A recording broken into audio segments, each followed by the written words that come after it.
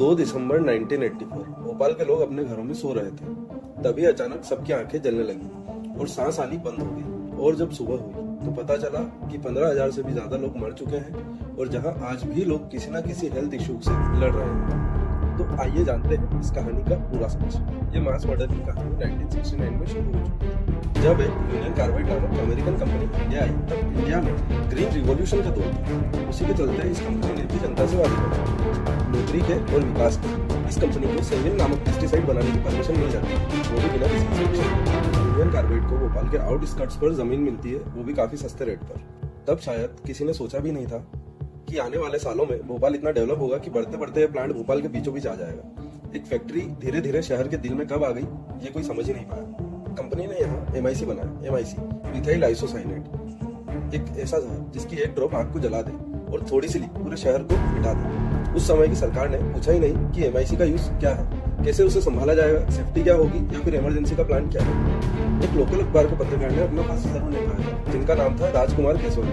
उन्होंने 1982 से 1984 तक बार बार लिखा कि भोपाल ज्वालामुखी की दहलीज पर है, यूनियन कार्बाइड में जहरीली गैस का उत्पादन हो रहा है। उन्होंने MIC के लीक्स के बारे में भी बताया था और ब्रोकन सेफ्टी सिस्टम्स सब एक्सपोज किया था, पर उन्हें धमकाया गया और रिपोर्ट्स रोकने का प्रेशर डाला गया। उनकी सारी वार्निंग सरकार ने इग्नोर कर दी। सरकार और यूनियन कार्बाइड कोई इसका आंसर देना ही नहीं चाहता था।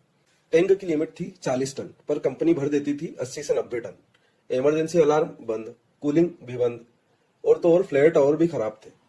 वहीं इस केमिकल फैक्ट्री में कॉस्ट कटिंग करने के लिए अनस्किल्ड लेबर काम कर रही थी, शायद जिनके पास वो क्वालिफिकेशन ही नहीं थी जो उस खतरनाक केमिकल को सेफली ऑपरेट कर पाते, क्योंकि कुछ भी करके मार्केट से सस्ते दाम में प्रोडक्ट को बेचना था। 1981 से 84 तक छोटे छोटे लीक्स होते रहे, वार्निंग्स भी आती रही, लोग बीमार पड़ते रहे, पर इन चीजों का रिजल्ट हमेशा एक ही था, कंपनी को डिस्टर्ब मत करो, डेवलपमेंट जरूरी है, डेवलपमेंट जरूरी है।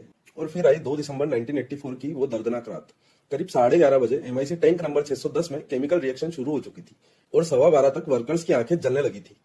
तब तक किसी को पता नहीं चला था कि टैंक का प्रेशर इतना हाई हो गया था कि अब रोक पाना मुश्किल है। और फिर क्या था, जहर हवा में घुल गया और घरों के अंदर घुस गया और लोग सोए सोए मरने लगे। कोई भागा, कोई चीखा, पर मौत उनकी सांसों में घुल चुकी थी।